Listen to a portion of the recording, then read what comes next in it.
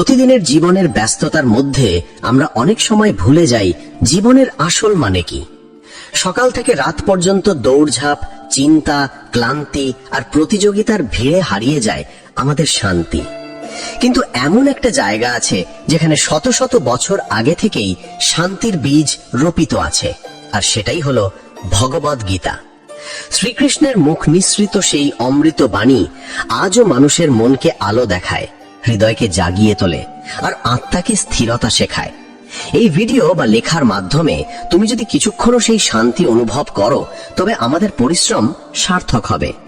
তুমি এখন শুনছো ভক্তি কথা চ্যানেল, যেখানে আমরা প্রতিদিন শোনাই ভগবদ গীতার অমূল্য উপদেশ ও জীবনের সত্য বার্তা। যদি এখনো চ্যানেলটি সাবস্ক্রাইব না করে থাকো তাহলে করো, কারণ প্রতিদিন একটুখানি ভক্তি, একটুখানি জ্ঞান তোমার জীবন বদলে দিতে পারে। গীতা কোনো শুধু ধর্মগ্রন্থ নয়, এটি জীবনের দিশা। এটি শিখিয়ে দেয় কিভাবে প্রতিকূলতার মাঝেও শান্ত থাকা যায়, কিভাবে ভয়, দুঃখ আর লোভের আগুন নিভিয়ে অন্তরে স্থিরতা আনা যায়। এখানে শ্রীকৃষ্ণ আমাদের শিখিয়েছেন যে মানুষ নিজের মনকে জয় করতে পারে, সে পৃথিবী জয় করতে পারে। আবার বলেছেন যে নিজের কর্মের ফল নিয়ে চিন্তা করে না, সে সত্যিই মুক্ত। এই মুক্তির পথই গীতা আমাদের দেখায়, মনের বাঁধন ছিঁড়ে আত্মার শান্তিতে পৌঁছানোর পথ। জীবনের প্রতিটি মুহূর্তে গীতার শিক্ষা প্রযোজ্য। আমরা যখন কষ্ট পাই, যখন প্রিয়জন হারাই, যখন নিজের উপর আস্থা হারিয়ে ফেলি, তখন শ্রীকৃষ্ণ যেন মৃদু হেসে বলেন, হে অর্জুন, মন খারাপ করো না, তোমার কর্তব্য পালন করো। এই একটি বাক্যের মধ্যে রয়েছে অগণিত শক্তি। ভগবদ গীতার প্রতিটি বাণী যেন এক একটি প্রদীপ, যা অন্ধকার পথ দেখায়। মানুষের দুঃখের মূল হলো অজ্ঞানতা। আমরা যা দেখি তাইকেই সত্য ভাবি, অথচ গীতা বলে এই দেহ, এই সম্পর্ক, এই সম্পদ সবই ক্ষণস্থায়ী। আসল তুমি সেই আত্মা যা চিরন্তন, যা জন্মে না, মরে না। এই উপলব্ধি যখন হৃদয়ে জন্মায়, তখন কোনো কষ্টই আর কষ্ট থাকে না। তখন মানুষ মুক্তির স্বাদ পায়, এমনকি সংসারের মধ্যেও। শ্রীকৃষ্ণের প্রথম অমূল্য শিক্ষা হলো কর্মই তোমার অধিকার, ফল নয়। এই কথার মধ্যে এমন এক গভীর সত্য লুকিয়ে আছে, যা বুঝতে পারলে মন থেকে সব চিন্তা মুছে যায়। আমরা প্রতিদিন কাজ করি ফলের আশায়, টাকা পাবো, সম্মান পাবো, সফল হব।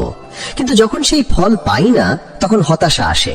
কৃষ্ণ বলেন, ফল নিয়ে ভাবো না, শুধু নিঃস্বার্থভাবে কাজ করো, কারণ কর্মই হলো জীবনের সত্য সাধনা। ফলের আশা ত্যাগ করলে মন শান্ত হয়, আর শান্ত মনেই ঈশ্বরের আসন। গীতার আরেকটি বাণী আমাদের শেখায়, মনই তোমার বন্ধু, মনই তোমার শত্রু। যদি তুমি মনকে নিয়ন্ত্রণ করতে পারো, তবে সে তোমাকে মুক্তির পথে নিয়ে যাবে। কিন্তু যদি মন তোমাকে নিয়ন্ত্রণ করে, তবে সে তোমাকে নিচে নামাবে। আজকের যুগে আমরা বাইরের জগৎ জয় করতে চাই, বড় বাড়ি, চাকরি, গাড়ি, নাম, যশ সবকিছুই চাই, কিন্তু নিজেদের মনকে জয় করতে পারি না। তাই এত অশান্তি, এত দুঃখ। গীতা বলে প্রথমে নিজের ভিতরের যুদ্ধ যেত, তারপর বাইরের। আরেক জায়গায় কৃষ্ণ বলেন যে যেমন ভাবে আমায় ভাবে, আমি তেমনি তার কাছে উপস্থিত হই। এর মানে যদি তুমি ভক্তি নিয়ে ঈশ্বরকে ডাকো, তিনি তোমার হৃদয়ে আসবেন। যদি সন্দেহ নিয়ে ডাকো, তবে সন্দেহই পাবে। এই কথায় বোঝা যায় ঈশ্বর বাইরে নন, ভিতরে। তুমি যেমন ভাবে ভাবো, তেমনই তোমার জীবনে তা ঘটে। তাই মনকে পবিত্র রাখো, ভাবনাকে ইতিবাচক রাখো, কারণ চিন্তাই বাস্তবকে গঠন করে। গীতা বলে যে আত্মার জ্ঞান লাভ করে, সে মৃত্যুকেও ভয় পায় না। যখন মানুষ বুঝে ফেলে যে সে শরীর নয়, বরং এক অনন্ত আত্মা, তখন তার আর কিছু হারানোর থাকে না। মৃত্যু শুধু পোশাক পরিবর্তনের মতো। আমরা যেমন পুরনো কাপড় ছেড়ে নতুন কাপড় পরি, তেমনি আত্মা দেহ ত্যাগ করে নতুন দেহ গ্রহণ করে। তাই মৃত্যু নিয়ে ভয় নয়, বরং আত্মাকে চিনে নেওয়াই জীবনের আসল কাজ। কৃষ্ণ আরো বলেন যে রাগ, লোভ, কামনা ত্যাগ করে, সে সত্যিকারের যোগী। আমরা ভাবি যোগ মানে শুধু ধ্যান বা আসন, কিন্তু গীতা বলে যোগ মানে হলো মনকে সমান রাখা, সুখে যেমন দুঃখেও তেমন। যখন কেউ প্রশংসা করে, তখন অহংকারে না ভেসে যাওয়া, আবার যখন কেউ অপমান করে, তখন ভেঙে না পড়া। এই সমভাবী যোগ। জীবনে অনেক সময় আসে যখন সবকিছু হারিয়ে গেছে বলে মনে হয়, তখন কৃষ্ণের এই বাণী মনে রেখো, দুঃখে বিচলিত হও না, কারণ প্রতিটি দুঃখ তোমাকে নতুন শিক্ষা দেয়। যা ঘটে তা কোনো না কোনো কারণেই ঘটে। ঈশ্বরের পরিকল্পনা আমাদের চেয়ে অনেক বড়। আজ যে কষ্ট তুমি পাচ্ছ, সেটাই হয়তো তোমাকে আগামী দিনের শক্তিতে রূপান্তরিত করছে। তাই হতাশ হয়েও না, ভরসা রাখো তার উপর। গীতার অমূল্য আরেক শিক্ষা হলো যে বিশ্বাস করে সেই সফল হয়। বিশ্বাস মানে শুধু কথাই নয়, অন্তর থেকে দৃঢ় ভরসা রাখা। যদি তুমি ভাবো তুমি পারবে না, তবে সত্যিই পারবে না। কিন্তু যদি মন থেকে বিশ্বাস করো যে ঈশ্বর তোমার সঙ্গে আছেন, তবে অসম্ভব কিছুই নেই। এই বিশ্বাসই জীবনকে রূপান্তরিত করে। আমরা প্রায়ই বলি আমি একা, কিন্তু গীতা বলে কেউ একা নয়। তোমার ভিতরে কৃষ্ণ আছেন, তুমি তা বুঝো না বলে একাকিত্ব বোধ করো। যখনই মন খারাপ লাগে, চোখ বন্ধ করে বলো, হে কৃষ্ণ তুমি আছো। দেখবে মন হালকা হয়ে গেছে। তার নামেই এমন শক্তি আছে যা অন্ধকার দূর করে দেয়। জীবনে নানা রকম সম্পর্ক, আশা, প্রত্যাশা আমাদের বেঁধে রাখে। গীতা বলে আসক্তিই দুঃখের মূল। যার উপর আমরা অতিরিক্ত নির্ভর করি, তার অনুপস্থিতিতেই কষ্ট পাই। যদি ভালোবাসো, নিঃস্বার্থভাবে ভালোবাসো, কিন্তু বাঁধন তৈরি করো না। যে ভালোবাসা মুক্ত, সেই ভালোবাসাই সত্য। কৃষ্ণের একটি গভীর বাণী আছে, যে সবার মধ্যে ঈশ্বরকে দেখে এবং ঈশ্বরের মধ্যে সবাইকে দেখে, সে কখনো একা নয়। এমন দৃষ্টিভঙ্গি যার আছে, তার হৃদয়ে আর কোনো ঘৃণা থাকে না। সে সবার প্রতি মমতা অনুভব করে, কারণ সে জানে সব প্রাণীর মধ্যেই সেই একই পরম সত্তা বিরাজ করে। এইসব বাণী শুনলে হয়তো মনে হবে এত বড় বড় কথা জীবনে কিভাবে পালন করব, কিন্তু আসলে গীতার শিক্ষা খুবই বাস্তব। এটা বলে তুমি যা করো সেটাই ভক্তি হতে পারে, যদি তুমি সেটাকে ঈশ্বরকে সমর্পণ করো। রান্না করা, পড়াশোনা করা, কাজ করা, সবকিছুই সাধনা। যদি তুমি মন দিয়ে করো, ফলের চিন্তা ছেড়ে দাও। এইভাবেই জীবনের প্রতিটি কাজে কৃষ্ণকে অনুভব করা যায়। তাকে খুঁজে পেতে পাহাড়ে যেতে হবে না, গুহায় ধ্যানও করতে হবে না। শুধু প্রতিদিন নিজের কাজের মধ্যে তাকে স্মরণ করলেই যথেষ্ট। তুমি যে এখন এই কথা শুনছো বা পড়ছো, এটাও এক ধরনের সাধনা। কারণ গীতার বাণী শুনলে মন পবিত্র হয়, চিন্তা পরিষ্কার হয়। প্রতিদিন যদি একটু সময় নিয়ে শ্রীকৃষ্ণের বাণী মনে করো, দেখবে তোমার মন আর আগের মতো অস্থির থাকবে না। জীবনের পথে যখনই অন্ধকার নামে, মানুষ তখন আলো খোঁজে, কিন্তু সেই আলো বাইরে নয়, ভেতরে লুকিয়ে আছে। শ্রীকৃষ্ণ সেই ভেতরের আলোকেই জাগিয়ে তুলতে বলেন।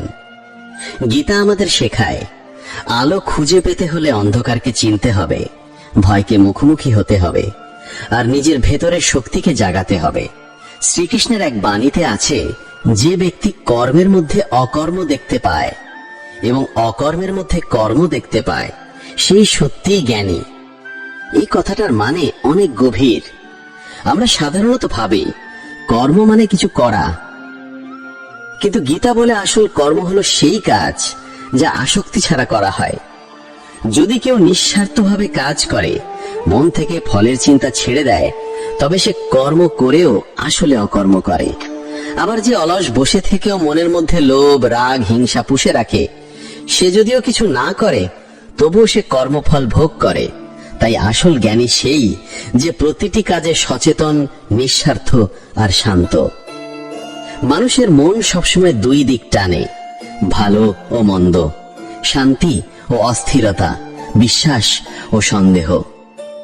শ্রীকৃষ্ণ বলেছেন, সন্দেহ পীড়িত মন কখনো শান্তি পায় না। আমরা যতক্ষণ সন্দেহে ভোগী যে আমি পারবো তো, ঈশ্বর আছেন তো, আমার ভাগ্যে ভালো কিছু আছে তো, ততক্ষণ আমরা দুঃখ পাই। কিন্তু যখন বিশ্বাস জন্মে যায়, তখন পথ সহজ হয়ে যায়। বিশ্বাস মানে অন্ধ ভক্তি নয়, বরং অন্তরের দৃঢ়তা, যা কিছু ঘটছে তা ঈশ্বরের ইচ্ছায় ঘটছে, আর তাতে আমার মঙ্গল আছে। গীতা শেখায়, যে মানুষ ইন্দ্রিয় সংযম করতে পারে, সে সত্যি স্থিতপ্রজ্ঞ।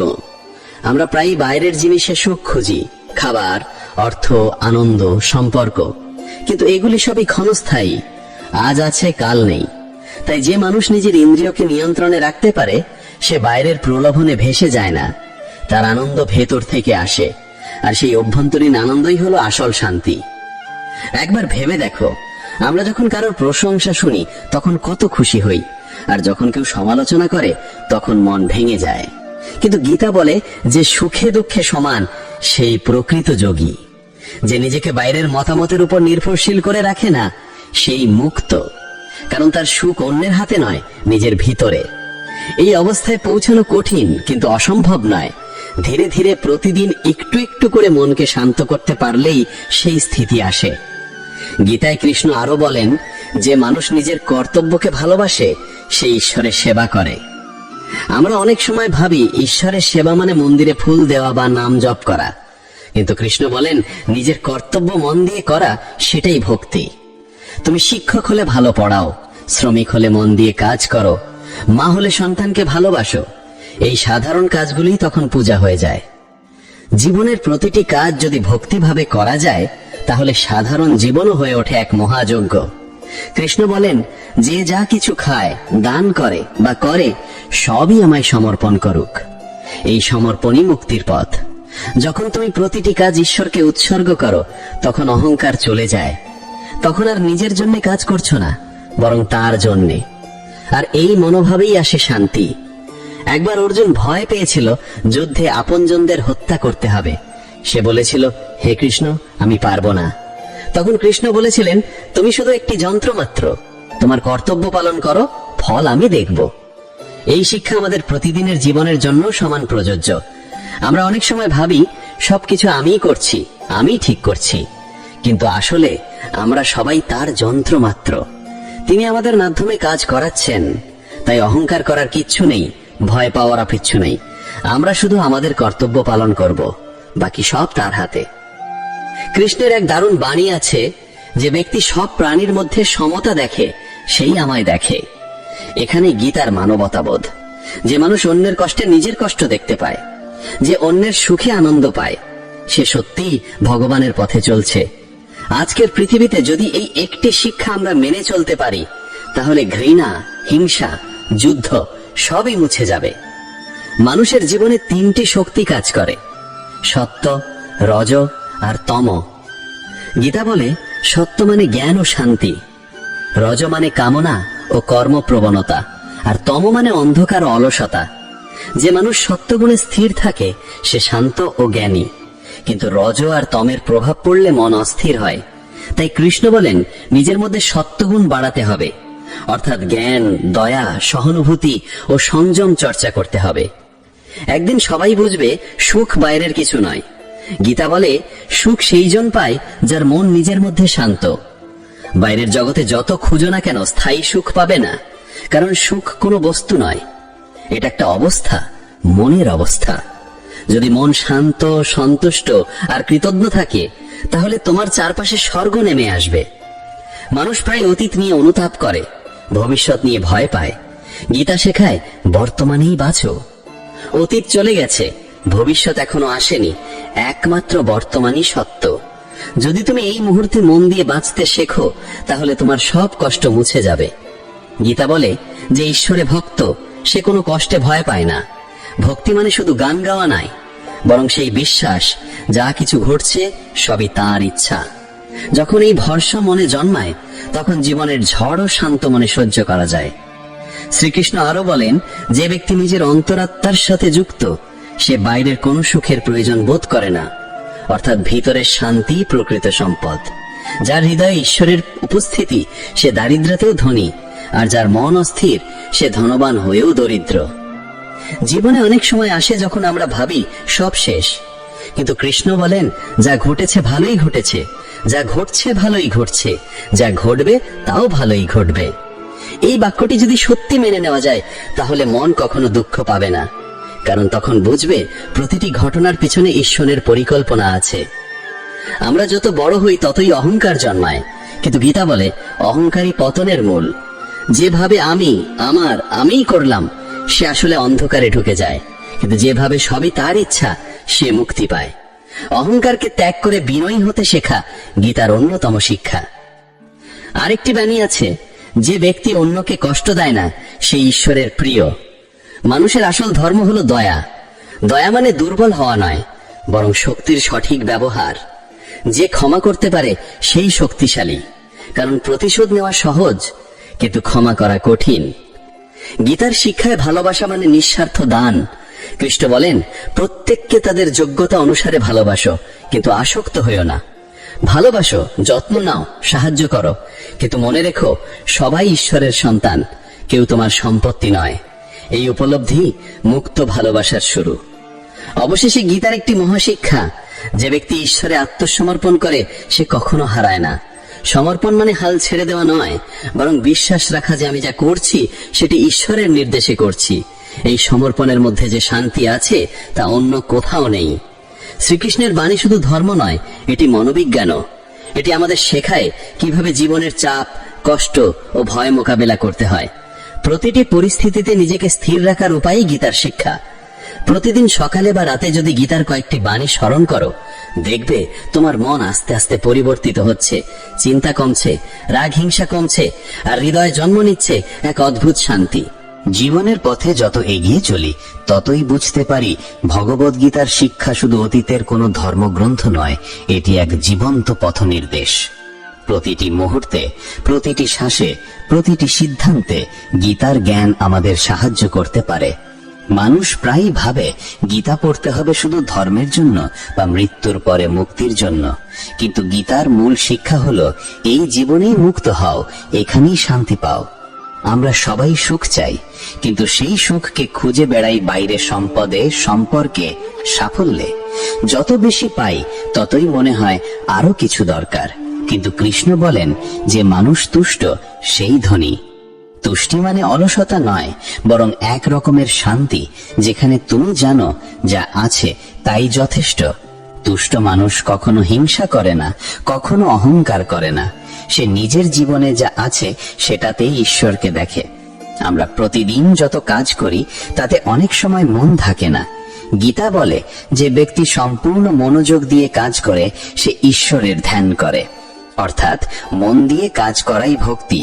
যখন তুমি মন দিয়ে রান্না করো, মন দিয়ে পড়ো, মন দিয়ে কাউকে সাহায্য করো, তখন তুমি ঈশ্বরকে সেবা করছো, কারণ ভগবান কাজের মধ্যে, জীবনের মধ্যেই আছেন। একদিন অর্জুন কৃষ্ণকে জিজ্ঞাসা করেছিল, ভক্তি আর জ্ঞান এর মধ্যে কোনটা বড়? কৃষ্ণ বলেছিলেন যে জ্ঞান ভক্তি ছাড়া তা শুষ্ক, আর যে ভক্তি জ্ঞান ছাড়া তা অন্ধ।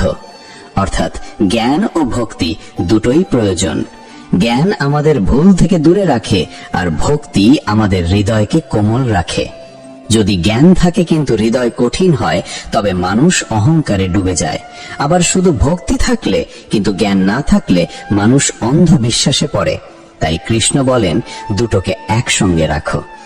গীতার এক গভীর বাণী আছে, যে অন্যের সুখে আনন্দ পায়, অন্যের দুঃখে কষ্ট পায়, সে আমার প্রিয় ভক্ত। এই কথার মধ্যে লুকিয়ে আছে মানবতার আসল রূপ। নিজের সুখের জন্য নয়, অন্যের কল্যাণের জন্য বাঁচা, এই ভাবটাই প্রকৃত ভক্তি। যে মানুষ অন্যকে আঘাত দেয় না, যে প্রাণীদের প্রতি দয়া রাখে, যে নিজের আনন্দ অন্যের সঙ্গে ভাগ করে নিতে জানে, সেই সত্যিকারের ঈশ্বর ভক্ত। আজকের পৃথিবীতে মানুষ অনেক শিক্ষিত কিন্তু শান্ত নয়। আমরা প্রচুর তথ্য জানি কিন্তু জ্ঞান নেই। গীতা আমাদের শেখায় জ্ঞান মানে শুধু বই পড়া নয়, নিজের ভিতর দেখা। যে নিজের রাগ, লোভ, ভয়কে চিনতে পারে সেই জ্ঞানী। জীবনের প্রতিটি সমস্যায় আসলে এক একটা শিক্ষক। প্রতিটি কষ্ট আমাদের ভিতরের কোনো অন্ধকারকে চিনিয়ে দেয়, আর যখন আমরা সেটাকে বুঝতে পারি তখন মুক্তি আসতে শুরু করে। ভগবদ গীতায় শ্রীকৃষ্ণ বলেন, এই আত্মা জন্মে না, মরে না, এটি চিরন্তন, অবিনশ্বর, অপরিবর্তনীয়। এই সত্য যদি একবার হৃদয়ে গেঁথে যায় তাহলে পৃথিবীর কোনো ভয় আর টিকতে পারে না। মৃত্যুর ভয়, হারানোর ভয়, একাকিত্বের ভয় সবকিছু ধীরে ধীরে মিলিয়ে যায়, কারণ তখন বোঝা যায় আসলে কেউ কারো থেকে আলাদা নয়, সবাই সেই এক পরম আত্মার অংশ। গীতা শেখায় যে নিজের কর্তব্য এড়িয়ে অন্যের কর্তব্য করতে চায় সে ভুল করে। প্রত্যেক মানুষের জীবনে তার নিজস্ব পথ আছে। অন্যকে দেখে নিজের পথ পরিবর্তন করা মানে নিজেকে অস্বীকার করা। যদি কেউ শিল্পী হয় সে যেন তার শিল্পে মন দেয়, যদি কেউ কৃষক হয় সে যেন নিজের জমি ভালোবাসে। অন্যের সাফল্য দেখে হিংসা করার কিচ্ছু নেই, কারণ ঈশ্বর প্রত্যেককে আলাদা দায়িত্ব দিয়েছেন। নিজের কর্তব্য নিষ্ঠাভাবে পালন করাই সর্বোচ্চ ধর্ম। কৃষ্ণের বাণী শুধু দর্শন নয়, এটি মনোবিজ্ঞান। তিনি বলেন যে রাগ আর কামনা থেকে মুক্ত সেই সুখী। রাগ আগুনের মতো, এটি প্রথমে অন্যকে পোড়ায়, পরে নিজেকেও। আর কামনা অর্থাৎ অপ্রাপ্য জিনিসের আকাঙ্ক্ষা আমাদের অস্থির করে তোলে। যে মানুষ নিজের ইচ্ছাগুলোকে নিয়ন্ত্রণে আনতে পারে সেই প্রকৃত ধনী, কারণ বাইরের সম্পদ কখনো মনের অভাব মেটাতে পারে না। গীতা শেখায় যে নিজের প্রতি সত্য সে ঈশ্বরের কাছেও সত্য। অর্থাৎ নিজেকে প্রতারণা করা মানে ঈশ্বর থেকে দূরে সরে যাওয়া। যখন আমরা মিথ্যা বলি, ভান করি বা অন্যকে খুশি করার জন্য নিজের সত্যকে ঢেকে ফেলি, তখন নিজের আত্মাকে দুর্বল করে ফেলি। কিন্তু যখন নিজের ভুল স্বীকার করি, নিজের প্রতি সৎ থাকি, তখন আত্মা জেগে ওঠে। কৃষ্ণের এক সুন্দর শিক্ষা আছে যে প্রতিটি কাজ প্রেম দিয়ে করে সে আমায় খুঁজে পায়। প্রেম মানে শুধু সম্পর্ক নয়, প্রেম মানে মমতা, সহানুভূতি এবং দায়িত্ববোধ। যদি তুমি গাছ লাগাও, কাউকে সাহায্য করো বা শুধু এক চিলটে হাসি দাও, সবই প্রেম।